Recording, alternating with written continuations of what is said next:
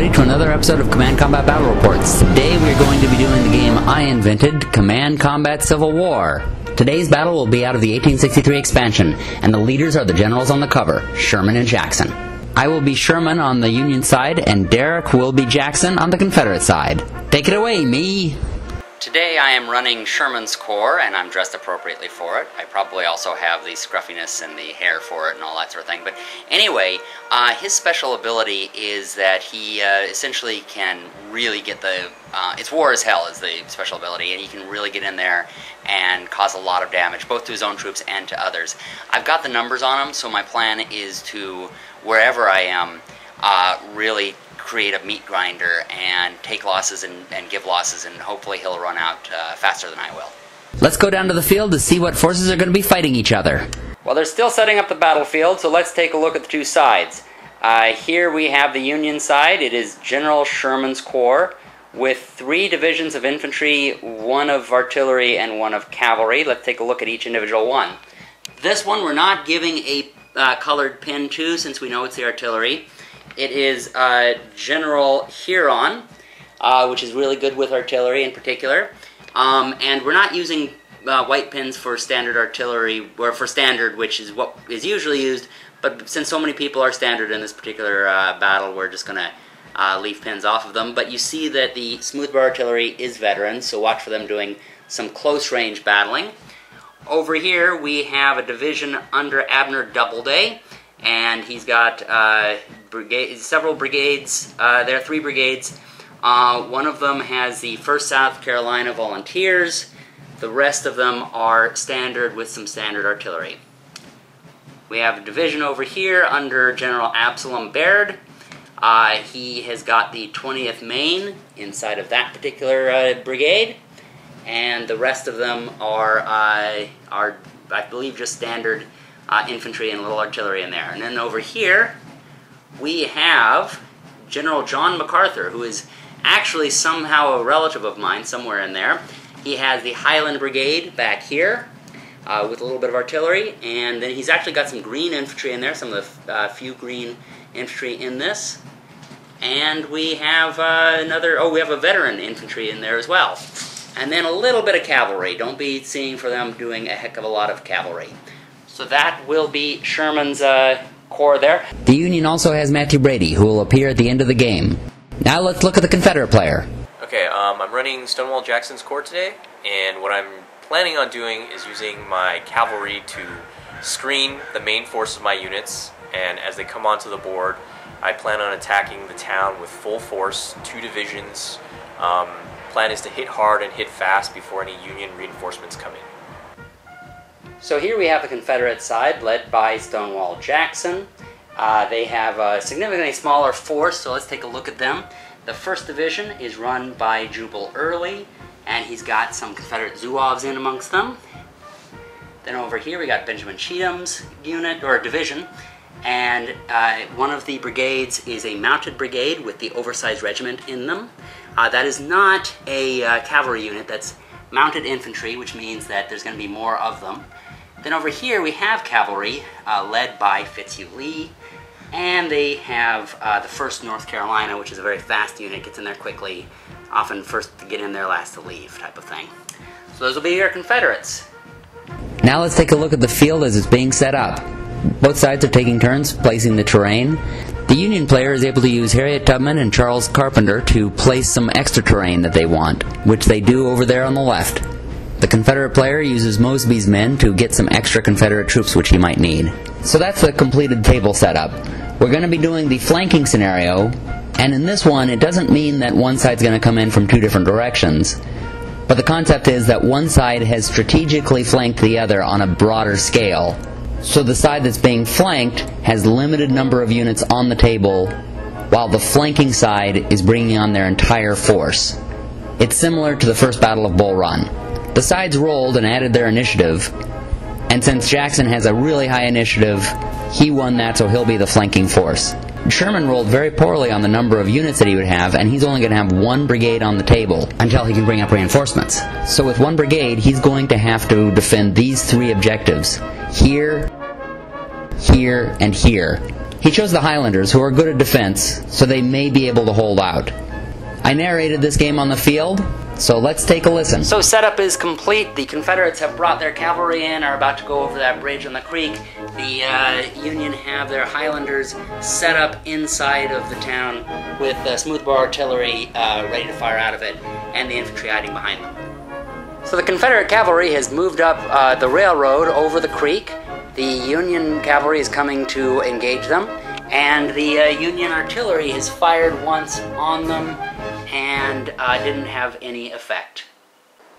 So the cavalry is beginning to skirmish, and Early's division is coming in from behind there. You can see that the cavalry has met each other at each end of the orchard there.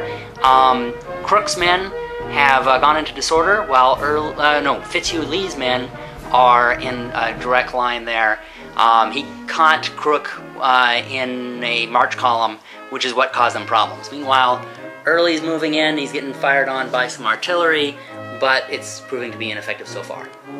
Alright, the action's getting hot and heavy over here with the cavalry. The Confederates charge, really pushed back the Union cavalry. In fact, they destroyed one of the brigades. Crook managed to remain there, but he is really shaken.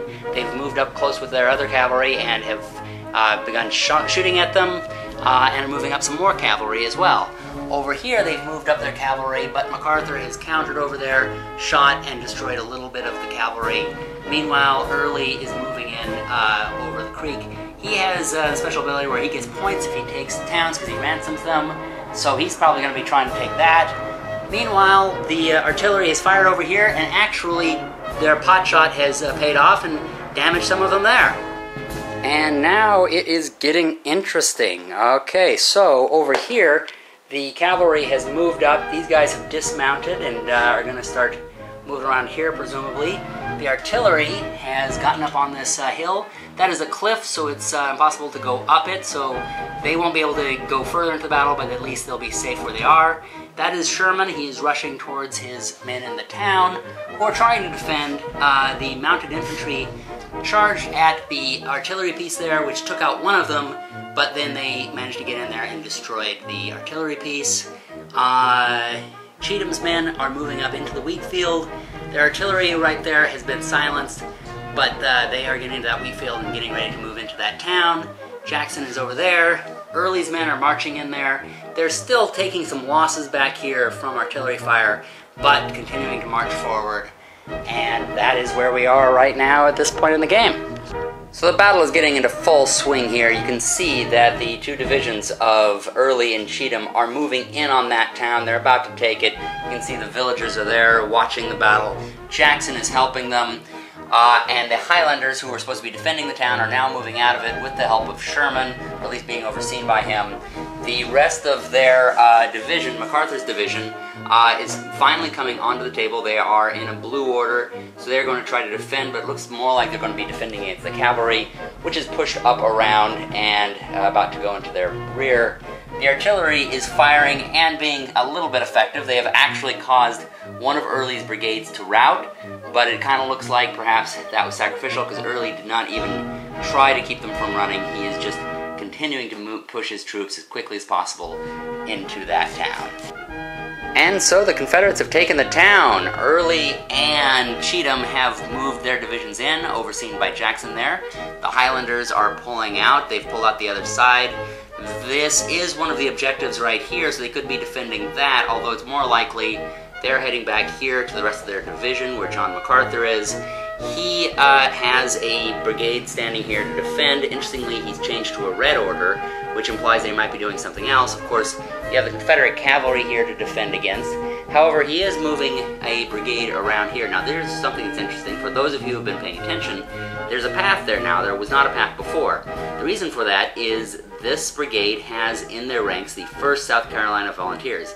Yes, that is a Union brigade with, or a Union regiment with a South Carolina name attached to it. The reason for that is because it is former slaves who have joined the Union Army, and they are helping them out. And their special rule is inside of terrain, they can essentially put down a path, and once during the game they can put down a path inside of terrain and say, well, yeah, we knew that there was a path there, we can go through it. So they are using that to get around the flank of the Confederate cavalry there. As you can see, they're starting to move around there, and that's probably going to be their attack. Meanwhile, Doubleday has moved his division in, and they are coming up here behind Sherman, ostensibly to go retake the town, or maybe again to fight for this objective. At this point, I really should say what the objectives are.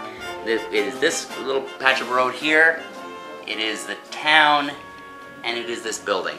As you can tell, the Confederates have already taken 2 of those 3 objectives. All they need is this one last one to be the unquestioned winners of the game. If they don't, in the next couple of turns, when the day ends, it will become a matter of points. Okay, so the turn has just begun, and already there's some major action. The cavalry, who had been back there by those woods, made a charge, and they rolled to have their extra distance. They needed a 2 or better to make contact with the first line. They rolled a 1, so they wound up here in disorder, not having accomplished anything. However, the second line continued through, made contact. Actually, the Federals only needed a 7 or lower to hit something. They rolled a 10, went low on ammo. Their defensive fire was ineffective. I guess that first line just distracted them too much. So the cavalry made contact and decimated their lines, caused them to pull back. Of course, cavalry can continue the charge, continued it, destroyed an entire second stand, and pulled them back here. So MacArthur is back there trying to rally them right now, while meanwhile the cavalry has had its effect. Fitzhugh Lee has really been the most effective general in this particular fight.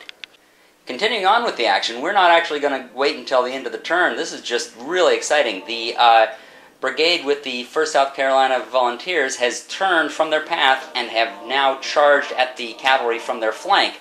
They're hitting both of them. They charged one of them, but they automatically hit the other one because there's such a long brigade. There was a little bit of defensive fire. It have not caused them to retreat. So we're going to see what happens during the charge. And as predicted, they hit them really hard. One of the cavalry brigades is now in full retreat, routing. The other one is pulled back. Strangely, they didn't go too far, but then again, they do have Fitzhugh Lee, who has been really kicking some butt here. But that brigade with the 1st South Carolina Volunteers has definitely paid off, and MacArthur is managing to hold his ground. Go MacArthurs! And continuing on with this exciting turn, General Baird, the last division of the Union forces, has come onto the board right behind the dismounted cavalry. We kind of lost track of that dismounted cavalry.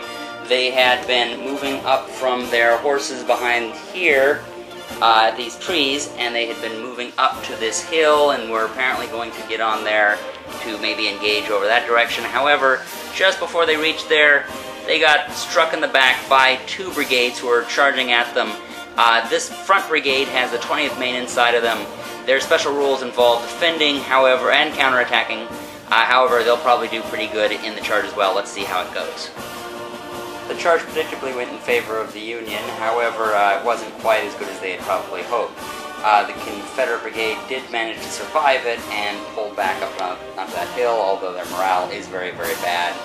The Union forces, meanwhile, despite the fact they had 2 waves, the first one hit them and caused so much morale damage they ran away before they really got to do much damage, and the second line tried to charge and didn't quite make it. So they're in disorder now, but the Confederates certainly are in a tight spot, or at least Fitzhugh Lee is in a tight spot back here, with being boxed in on all sides. We'll see if he manages to escape. So at the end of that exciting turn, we see that the Confederates have fully gotten into the town. In fact, they are in march columns, getting ready to get to that edge where they will meet the Highlanders, who are backed up by a division that are coming up to defend against them. Now, it is turn 11. This is only going to turn 12, so it's going to be interesting to see what happens in this final turn. Jackson can keep the turn going a little longer, but does he really want to? He does have the town for points for that, and this is one of the other victory points, and he has somebody within 10 inches of that, and no Union within 10 inches of that, so he has those victory points already. Now, they have taken a lot of losses over here with Fitzhugh Lee. not only from all the charges that you saw, but at the end they lost their morale rolls, and they have broken, and they are running, routing all over the place trying to get out of there. They only have this little area to squeeze through. It's probably better that they routed, because this way at least they got that extra movement to try to squeeze out of there and run away as quickly as possible. Now, the Green Brigade that had come out of here and done a lot of damage to them, they also failed morale, but not to the point of routing. They just pulled back into those woods, which again was probably a good thing for them. This unit, however, this brigade, didn't rout, but they pulled back almost to the cliff. Now, here's the one problem. If they fail their morale again next turn and aren't able to get out of there, they will start taking losses, because when you have to back up and your back is against a cliff, you automatically start losing troops. Or if you have to go off the board, which is right here, you also start losing troops.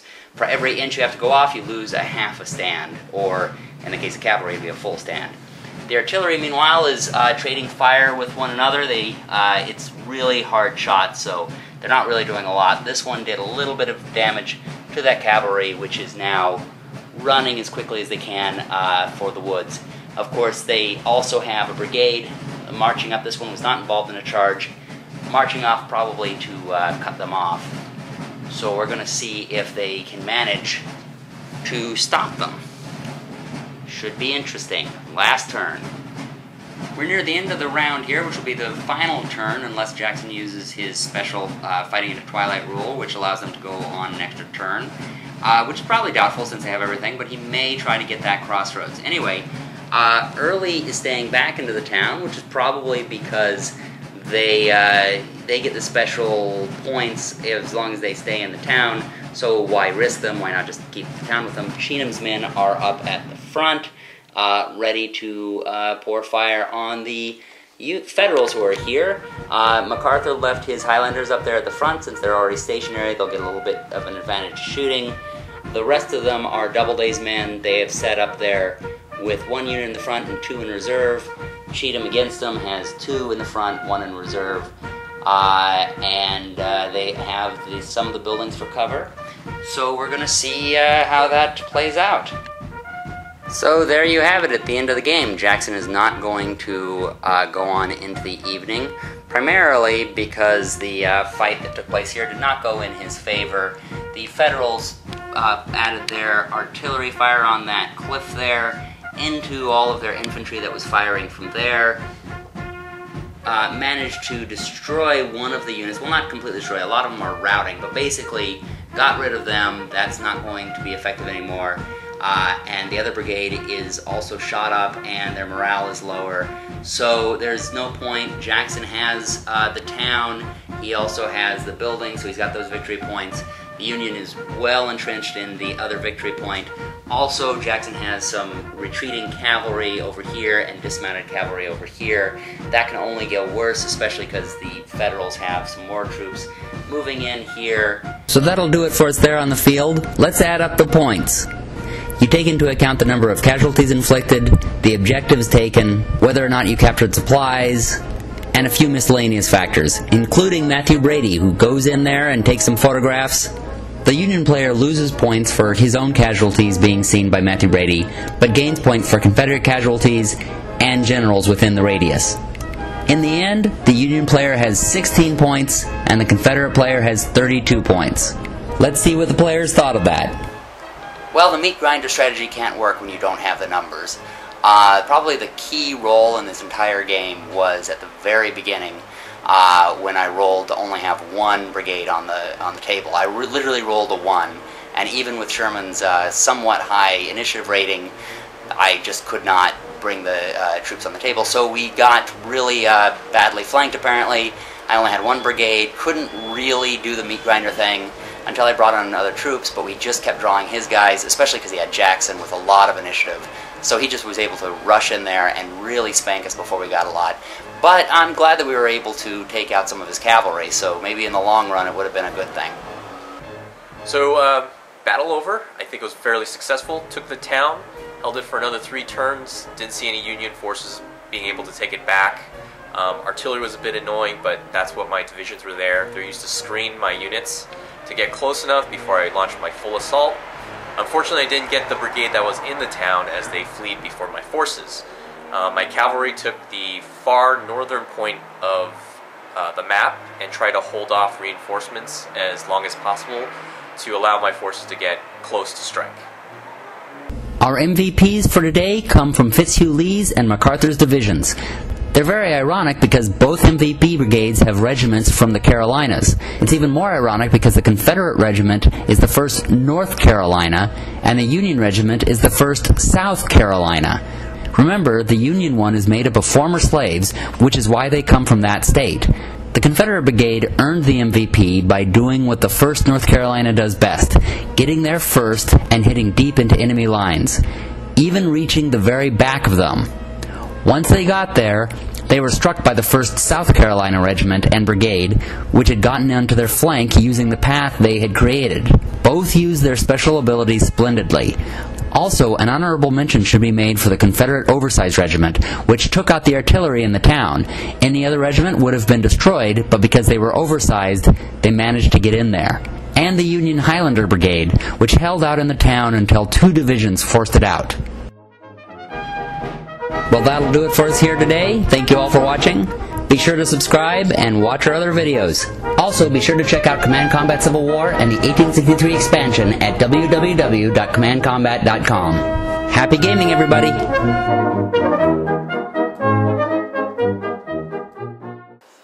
Also, quick note, there's going to be a few weeks without the battle reports coming up.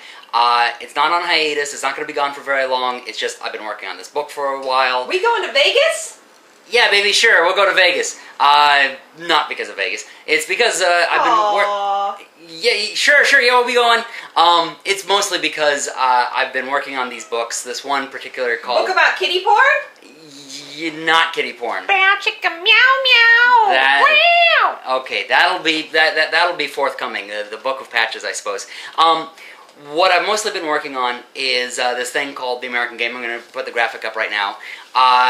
It's about a baseball game between enemy soldiers during the American Civil War, and in fact, the moment that this video goes up, that book is actually available. It's available starting on July 4, and this video is going to be up on July 4. Will there be hot dogs? If there's no hot dogs, it's not baseball. Yeah, there will be baseball, or there will be hot dogs. I'm sure we'll make sure there are hot dogs there. Ketchup or mustard in the comments below. Well, I think that's going to be the North is going to have ketchup, the South will have mustard. Comments below. Comments below. We can argue about that. We'll fight our own civil war about that. Anyway, so this is what I've been working on. I've been really busy with this. It's a passion project of mine. I'm proud to have it out, but it has taken time away from doing these videos. Now that the book is out and all of that is finished, I can go back to the videos, so I'm going to get those together, and I'm going to finish them up, and they will be coming out, but there will be a few weeks without that. So, in the meantime, play more games, read a good book. Vegas, baby, Vegas! Yeah, and go to Vegas. Don't forget to be awesome. And happy gaming, everybody. Play ball! We'll be back soon.